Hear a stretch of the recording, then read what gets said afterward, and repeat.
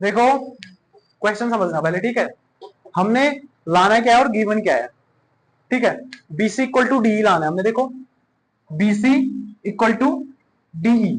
इसका डायग्राम बहुत कंफ्यूजिंग है रियली। आप लोगों ने सीख रखा, समझ रखा तो आपको आता है अच्छे से, लेकिन जिसको नहीं आता है वो आप आगे देखो, ठीक है। अब देखो बीसी और डीई, अगर हमने ये दो चीज लानी है, कभी भी अगर आपको इस तरीके से दो साइड इक्वल लानी है, ट्रायंगल आपको दिए हैं, तो आप उन ट्रायंगल से रिलेटेड, उन साइड से रिलेटेड ट्रायंगल चूज कर लो। पहली बात, अब कंफ्यूजन क्या रहता है बच्चों को, इसमें मैं कौन सा ट्रायंगल कॉन्ग्रुएंट करूंगा, यही तो रहेगा ना। देखो भाई, अब यहां पर एबीडी लूं या डीएसी लूं या एडीई लूंगा या ए सी, कंफ्यूज है ना। पहली बात, शॉर्ट सी बात है समझो, बीसी और डी लाना है तो बीसी और डी से रिलेटेड, इनसे रिलेटेड क्या कर लेंगे हम, ट्रायंगल चूज कर लेंगे, ठीक है। चलो बीसी से रिलेटेड ट्रायंगल कौन सा बन रहा है, देखो A B C, in triangle ABC. और डीई से रिलेटेड ट्रायंगल कौन बन रहा है, देखो डीई, डीई कहां पर, एडीई है ना।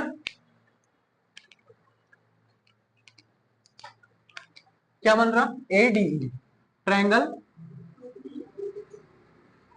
बस पहला एक क्वेश्चन इंपोर्टेंट है, 5 मार्क्स का, 6 मार्क्स का आता है, ठीक है। चीजें समझना, आता ही आता है, कभी कभार 6 मार्क्स में पूछते हैं और कभी 5 मार्क्स में पूछते हैं।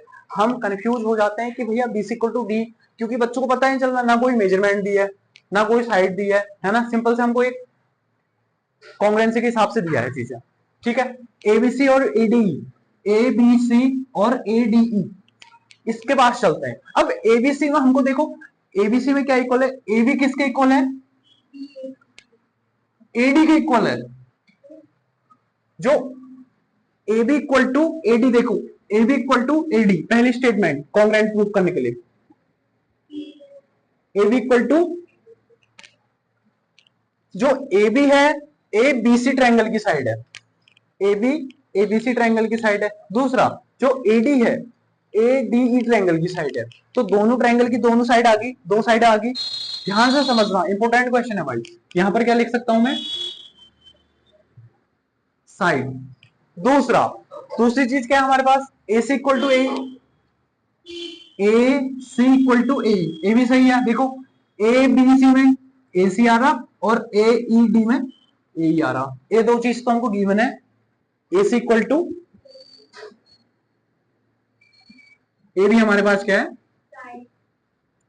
एक चीज और लानी है हमने, ठीक है, एक चीज और लानी है, ठीक। अब देखो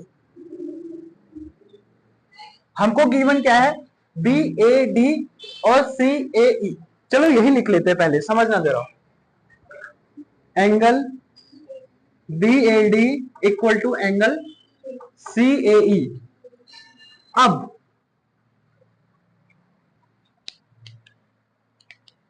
बी ए डी कहने पर इस ट्रायंगल के लिए इतना पार्ट छूट जा रहा, और ई ए सी कहने पर भी इतना पार्ट छूट जा रहा। अगर मैं बोथ साइड ऐड कर दूं, both side same angle add कर दूं, है ना। जैसे कनक है, कनक, कनक को मम्मी ने क्या दिए, 50 रुपीज, और इसकी सिस्टर को दे दिए क्या, 100 रुपए दे दिए। लड़ाई करेंगे ना, करेंगे ना, बिल्कुल। अब अगर 50-50 देंगे तो क्या होगा, नहीं लड़ेंगे, दोनों को। यहां पर भी इस साइड भी आप क्या कर दो, बोथ साइड क्या कर दो, ऐड कर दो, डी ए सी को ऐड कर दो, दोनों को, कोई नहीं लड़ेगा, इक्वल है। यहां पर लिख दो साइड में तुम, both side, yes, both side adding angle,